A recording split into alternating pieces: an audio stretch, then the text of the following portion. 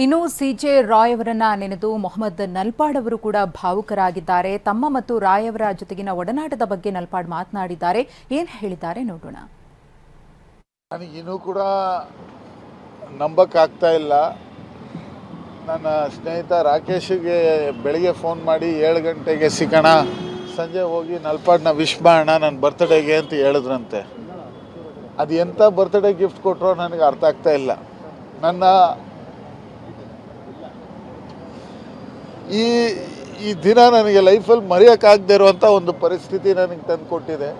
ಒಳ್ಳೆ ವ್ಯಕ್ತಿ, ನಗ್ನಗ್ತಾನೆ ಇರೋರು, ಯಾವತ್ತೂ ಕೂಡ ಯಾರನ್ನೂ ಕೂಡ ಕೋಪದಿಂದ ಮಾತಾಡಿದ್ದು ನನಗೆ ಗೊತ್ತೇ ಇಲ್ಲ. ಪ್ರೀತಿ ವಿಶ್ವಾಸದಿಂದ ನಗ್ನಗ್ತಾ ಎಲ್ಲರ ಹತ್ರ ಕಾಮಿಡಿ ಆಗಿರೋದು. ನನಗೆ ಅವ್ರ ಬಗ್ಗೆ ಮಾತಾಡಬೇಕಾದ್ರೆ ಒಂದು 1000 ಸ್ಟೋರಿ ಇದೆ, 1000 ಸ್ಟೋರಿ ಹೇಳ್ಬೋದು. ಅದು ಎಲ್ಲ ನಾನು ನಗ್ನಗ್ತಾನೆ ಹೇಳಬೇಕು. ಆದರೆ ಇಂಥ ಒಂದು ಹೆಂಡ್ ಕಾಣಬೇಕಾಗುತ್ತೆ ಅಂತ ನನಗೆ ಯಾವತ್ತೂ ಕೂಡ ನೆನೆಸಲಿಲ್ಲ. ರಾಯ್ ಅವರ ಬ್ರದರ್ ಬಾಬು ಅವರ ಮನೆ ಕೋರಮಂಗಲದಲ್ಲಿ ಪಬ್ಲಿಕ್ ವ್ಯೂಯಿಂಗ್ಗೆ ಇಡ್ತಾ ಇದ್ದಾರೆ. ಅಲ್ಲಿಂದ ಚರ್ಚಿಗೆ ಪ್ರೊಸೀಡಿಂಗ್ಸ್ ಇರುತ್ತೆ. ಚರ್ಚ್ ಪ್ರೊಸೀಡಿಂಗ್ಸ್ ಆದಮೇಲೆ ಫೈನಲ್ ರೈಟ್ಸನ್ನು ತಮ್ಮ ಕಾನ್ಫಿಡೆಂಟ್ ಕ್ಯಾಸ್ಕೇಡ್ ಬನಾರ್ಘಟ್ಟ ರೋಡಲ್ಲಿರೋಲ್ಲಿ ಅಲ್ಲೇ ಮಾಡಬೇಕು ಅಂತ ನನ್ನ ಹತ್ರ ಒಂದು 10 ಸರಿ ಹೇಳಿರ್ತಾರೆ. ನಾನು ಸತ್ತಾಗ ಅಳಬಾರ್ದಪ್ಪ, ನೀನು ನಗ್ನಗ್ತಾ ಇರಬೇಕು ಅಂತ ಹೇಳಿದ ವ್ಯಕ್ತಿ ಹಿಂಗೆ ಬಿಟ್ಟು ಹೋಯ್ತಾನೆ ಅಂತ ನಾನು ಯಾವತ್ತೂ ಕೂಡ ನೆನೆಸಲಿಲ್ಲ.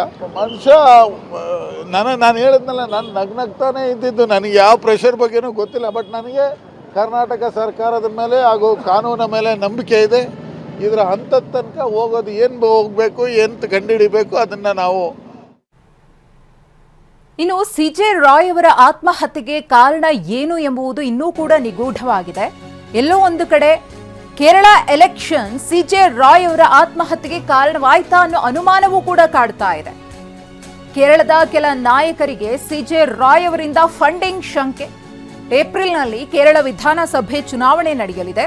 ಈ ಸಂಬಂಧ ಉದ್ಯಮಿಗಳ ಮೇಲೆ ಐಟಿ ಇಲಾಖೆ ಕಣ್ಣಿಟ್ಟಿದೆ. ಕಳೆದ ಕೆಲ ಎಲೆಕ್ಷನ್ಗಳಲ್ಲಿ ಹಲವು ನಾಯಕರಿಗೆ ಫಂಡಿಂಗ್ ಅನ್ನ ಮಾಡಿದ್ರ ಸಿಜೆ ರಾಯ್ ಅವರು.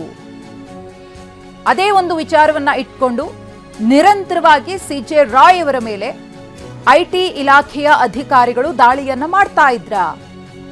ಹಾಗೇನೆ ಈ ಬಾರಿಯ ಎಲೆಕ್ಷನ್ಗೂ ಕೂಡ ಫಂಡಿಂಗ್ ಅನ್ನ ಮಾಡೋದಕ್ಕೆ ಸಿಜೆ ರಾಯ್ ಅವರು ತಯಾರಾಗಿದ್ರ. ಹಾಗಾಗಿ ಅವರ ವಹಿವಾಟಿನ ಮೇಲೆ ಐಟಿ ಹದ್ದಿನ ಕಣ್ಣಿಟ್ಟು ರೇಡ್ ಅನ್ನ ನಿರಂತರವಾಗಿ ನಡೆಸ್ತಾ ಇತ್ತ ಅನ್ನೋ ಪ್ರಶ್ನೆ ಮೂಡ್ತಿದೆ. ಮತ್ತಷ್ಟು ಮಾಹಿತಿಯನ್ನ ಕೊಡ್ತಾರೆ ನಮ್ಮ ಪ್ರತಿನಿಧಿ ಶಿವಪ್ರಸಾದ್ ನೇರ ಸಂಪರ್ಕದಲ್ಲಿ. ಶಿವಪ್ರಸಾದ್, ಎಲ್ಲೋ ಒಂದು ಕಡೆ ಸಿಜೆ ರಾಯ್ ಅವರ ಆತ್ಮಹತ್ಯೆಗೆ ಕಾರಣ ಏನು ಎಂಬ ಪ್ರಶ್ನೆಯ ನಡುವೆ ಇದೀಗ ರಾಜಕೀಯದ ನಂಟು ಕೂಡ ಬೆಸೆದುಕೊಳ್ತಾ ಇದೆ. ಕೇರಳ ಎಲೆಕ್ಷನ್ಗೆ ಫಂಡಿಂಗ್ ಮಾಡೋದಕ್ಕೆ ಮುಂದಾಗಿದ್ರ ಸಿಜೆ ರಾಯ್ ಅವರು, ಅದಕ್ಕೋಸ್ಕರನೇ ಎಲ್ಲ ಬೆಳವಣಿಗೆಗಳು ಆಗೋಯ್ತಾ, ಹೇಗೆ ಅಂತ ಶಿವಪ್ರಸಾದ್?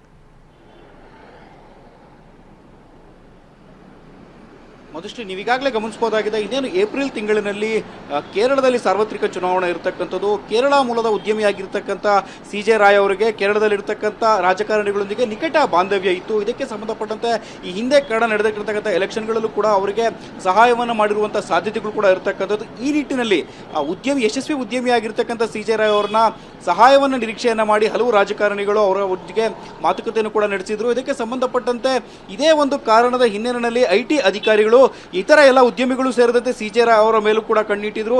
ಅವರ ವಹಿವಾಟಿನ ಮೇಲೂ ಕೂಡ ಹದ್ದಿನ ಕಣ್ಣಿಟ್ಟು ಕಳೆದ 1 ತಿಂಗಳಿನಿಂದ ನಿರಂತರವಾಗಿ ಇದಕ್ಕೆ ಸಂಬಂಧಪಟ್ಟಂತೆ ಅವರ ದಾಖಲಾತಿಗಳನ್ನು ಕೂಡ ಪರಿಶೀಲನೆ ಮಾಡಿಸಿದ್ರು.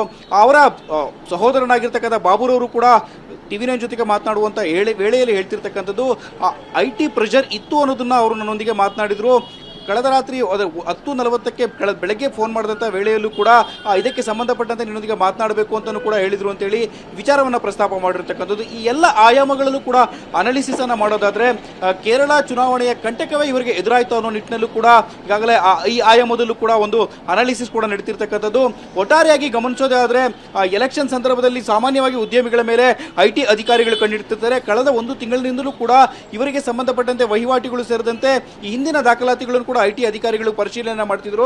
ಇದಕ್ಕೆ ಸಂಬಂಧಪಟ್ಟಂತೆ ಐಟಿ ಅಧಿಕಾರಿಗಳ ಒತ್ತಡವೇನಾದರೂ ಇತ್ತು ಅನ್ನೋದ್ರ ಬಗ್ಗೆ ಈಗಾಗಲೇ ಚರ್ಚೆ ಆರಂಭವಾಗಿರ್ತಕ್ಕಂಥದ್ದು. ಯಾಕಂದ್ರೆ ಐಟಿ ಅಧಿಕಾರಿಗಳು ಇನ್ನೂ ಕಚೇರಿಯಲ್ಲಿ ಇರ್ತಕ್ಕಂಥ ವೇಳೆಯಲ್ಲೇ ಅವರು ನಿನ್ನೆ ಮಧ್ಯಾಹ್ನ 3 ಗಂಟೆಗೆ ಕಚೇರಿಗೆ ಎಂಟ್ರಿಯನ್ನು ಕೊಟ್ಟಿರ್ತಕ್ಕಂಥದ್ದು. ಹೊಸೂರು ಮುಖ್ಯ ರಸ್ತೆಯಲ್ಲಿ ಇರ್ತಕ್ಕಂಥ ನನ್ನ ಹಿಂಭಾಗದಲ್ಲಿ ನೀವೇನು ಗಮನಿಸ್ತಾ ಇದ್ದೀರಾ, ಕಾನ್ಫಿಡೆಂಟ್ ಗ್ರೂಪ್ನ 3 ಅಂತಸ್ತಿನ ಕಟ್ಟಡ ಏನಿದೆ, ಈ ಒಂದು ಕಟ್ಟಡದಲ್ಲಿ ಇರ್ತಕ್ಕಂಥ ಮೊದಲನೆಯ ಮಹಡಿಯಲ್ಲಿ ಅವರ ಕಚೇರಿ ಇರ್ತಕ್ಕಂಥದ್ದು. ಕ್ಯಾಬಿನ ಒಳಭಾಗಕ್ಕೆ 3 ಗಂಟೆಗೆ ಎಂಟ್ರಿಯನ್ನು ಕೊಡ್ತಾರೆ. ಎಂಟ್ರಿ ಕೊಡುವಂತ ಸಲುವಾಗಿಯೇ ಹೋದಂಥ ಸಂದರ್ಭದಲ್ಲಿ IT ಅಧಿಕಾರಿಗಳ ತಂಡ ಏನಿತ್ತು ಅವರು ಪರಿಶೀಲನೆ ಕೂಡ ಮುಂದುವರಿಸಿರ್ತಾರೆ. ಅವರಿಗೆ ನೋಟಿಸನ್ನು ಕೊಡ್ತಾರೆ. ನೋಟಿಸನ್ನು ರಿಸೀವ್ ಮಾಡಿದಂತಹ CJ ರಾಯ್ ಅವರು ಅದಕ್ಕೆ ಸಿಗ್ನೇಚರ್ ಅನ್ನು ಮಾಡಿ ಅದಕ್ಕೆ ಸಂಬಂಧಪಟ್ಟಂತ ಒಂದಷ್ಟು ದಾಖಲಾತಿಗಳನ್ನು ತರುವ ಸಲುವಾಗಿಯೇ ಅವರ ಕ್ಯಾಬಿನ್ ಒಳಗಡೆ ಎಂಟ್ರಿ ಆಗಿರ್ತಕ್ಕಂಥದ್ದು. 15 ನಿಮಿಷಗಳ ಅಂತರದಲ್ಲಿ ಏನಾಗಿತ್ತು ಅನ್ನೋದು ಇನ್ನೂ ಕೂಡ ನಿಗೂಢವಾಗಿಯೇ ಉಳಿದಿರ್ತಕ್ಕಂಥದ್ದು. ಈ ಒಂದು ನಿಗೂಢತೆಯನ್ನು ಪೊಲೀಸರು ಕೂಡ ಭೇದಿಸಬೇಕಾಗಿದೆ. ಮಧುಶ್ರೀ, ಧನ್ಯವಾದ ಶಿವಪ್ರಸಾದ್ ತಮ್ಮ ಮಾಹಿತಿಗಾಗಿ.